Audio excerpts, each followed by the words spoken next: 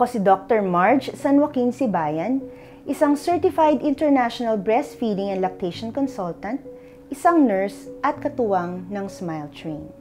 Nais kong ibahagi sa inyo na maaring magpasuso ng mga sanggol na ipinanganak na may cleft lip at palate o may bingot. Ang gatas ng ina ang pinakamainam na pagkain ng mga sanggol. Sa unang 6 na buwan, tama at sapat ang eksklusibong pagpapasuso at patuloy na breastfeeding kasabay ng complementary feeding pagkalipas ng 6 na buwan hanggang 2 taong gulang ang bata. Ang patuloy na pagpapasuso ay magbibigay ng sapat na sustansya at antibodies na kailangan nila para sila maging malusog at protektado sa sakit. Ang mga sanggol na pinanganak na may cleft o bingot ay maaaring sumuso sa kanyang ina sa pamamagitan ng tamang hakab at posisyon sa tuwing magpapasuso. Ang mga sanggol na may bingot ay maaaring mahirapang panatilihin ang suction habang sinisipsip ang gatas ng suso ni nanay.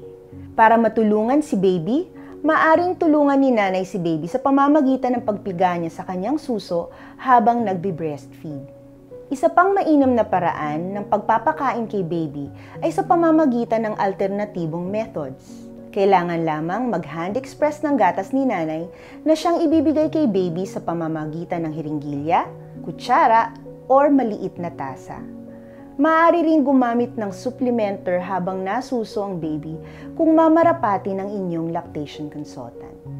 Upang magawa ito ng tama, meron lamang tayong 2 bagay na dapat tandaan. Una, ang paggawa ng gatas ni nanay ay nakaayon sa dami ng gatas na kinukuha mula sa kanyang suso. Para maparami at mapaganda ang daloy ng kanyang gatas, nararapat na regular siyang magpapasuso o magbawas ng laman sa kanyang suso 8 hanggang 12 beses sa isang araw. Sa ganitong paraan niya masisigurado na sapat ang kanyang gatas para kay baby. Pangalawa, ang pag-iipon ng breast milk ay dapat ginagawa ng regular sa nakatakdang oras habang tahimik o tulog si baby o sa pagkakataong hindi nakapagpasuso. Mangyari na maghugas muna ng kamay at saka kalmadong mag-express ng gatas. Ilagay sa malinis at sterilized na bote na may takip ang naipong gatas at itabi sa malamig at tuyong lalagyan. Maaring painitin sa room or body temperature ang naipong gatas bago ibigay kay baby. Matapos pasusuhin or pakainin si baby, muling mag-e-express si nanay ng kanyang gatas na siyang itatabi at ibibigay sa susunod na feeding. Tinatawag natin itong lagged intakes. Tandaan na importante ang mga sumusunod tuwing mag-hand express ng breast milk. Una, kailangan maghugas ng kamay gamit ang sabon at tubig or kung wala, pwede ding alcohol bago ka magkolekta ng gatas. Gawin ang pagkolekta ng gatas sa tahimik at komportableng lugar kung saan hindi ka maiistorbo at meron kang privacy. Ang paghinga ng malalim, ang pag-isip kay baby, pagtingin sa litrato ni baby o pag-amoy ng kanyang mga damit ay makakatulong upang umagos ang gatas mula sa inyong suso. At panghuli, kailangan tandaan ang tamang posisyon ng kamay sa tuwing magkokolekta ng gatas. Imaginin mo ang suso mo ng parang orasan. Ang 6 o'clock position, ang 12 o'clock, ang 3 at ang 9 o'clock position, kung saan dapat mo ilalagay ang iyong mga daliri. Pagkatapos ilagay ang daliri sa mga nasabing posisyon, iatras ang suso papunta sa iyong dibdib at pisilin ang 2 daliri. Kailangan may hawak ka ding tasa or cup or bote na siyang ilalagay mo sa ibaba ng iyong suso para saluhin ang gatas na tumutulo.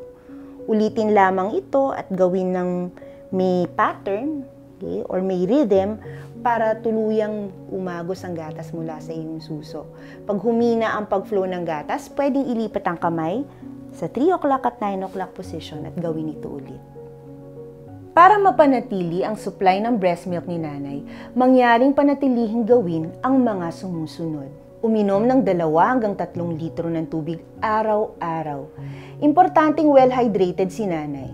Ngunit ang magpapanatili ng kanyang produksyon ay ang patuloy at direktang pagpapasuso ni mami kay baby. Pag marami ang kinukuha ng gatas sa suso ni inay, marami din ang gatas na gagawin nito. Marahang hilutin ng suso para matulungan ang pagdaloy ng gatas at masaid ang laman nito. Ang pagligo gamit ng maligamgam na tubig ay nakakatulong para ma-relax si inay upang gumanda ang pagdaloy ng kanyang gatas. Mainam na mag-hand express sa lugar na komportable at tahimik. Umupo ng maayos, huminga ng malalim at masayang isipin si baby o amuyin ang kanyang damit habang nag-e-express ng gatas. Maari ding i-visualize ang pagdaloy ng gatas upang makatulong sa paglabas nito. May mga alternatibong paraan na pagpapakain sa sanggol na may cleft. Ang paggamit ng maliit na tasa, kutsara, dropper o hiringgilya ang pinakamainam na paraan ng pagpapakain dahil sinisuportahan nito ang pagdevelop ng neurological at orofacial muscles ng sanggol na kailangan niya sa pagkain at pagsasalita. Sa pamamagitan nito, maiwasan din ang aksidenteng mabilaukan at pumunta sa baga ang iniinom ni baby. Naiiwasan din ang overfeeding at ang pagkakaroon ng pressure sa bahagi ng bibig ni baby na ooperahan lalo na pagkatapos ng surgery. Siguraduhin papakainin si baby ng naka-upright position habang suportado ang likod at ulo nito. Hayaan si baby na unti-unting sumipsip at uminom ng gatas. Madalas na mag-skin to skin para mapalawig ang paggawa ng gatas habang pinangangalagaan ng emosyonal na pagbubuklod ng mag-ina. At sa pangwakas, importanteng ibahagi na kung sakaling hindi agad makapagpasuso sa kabila ng kagustuhang gawin ito, maaring mag-relactate or muling makapagpasuso kung nanaisin. Kailangan lamang ng tamang gabay mula sa mga dalubhasa dito.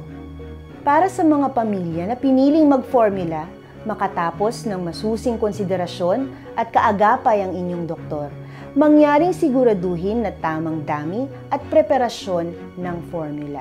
Gamitin ang mga alternatibong paraan ng pagbibigay ng gatas na ating tinalakay. Magdesisyon ayon sa inyong pamilya at malugod namin kayong susuportahan. Ngunit palaging tatandaan na kung inyong mamarapating magpasuso, oo, pwedeng-pwede. Para sa karagdagang impormasyon, maaring lumapit sa Smile Train. Malugod namin kayong tutulungan.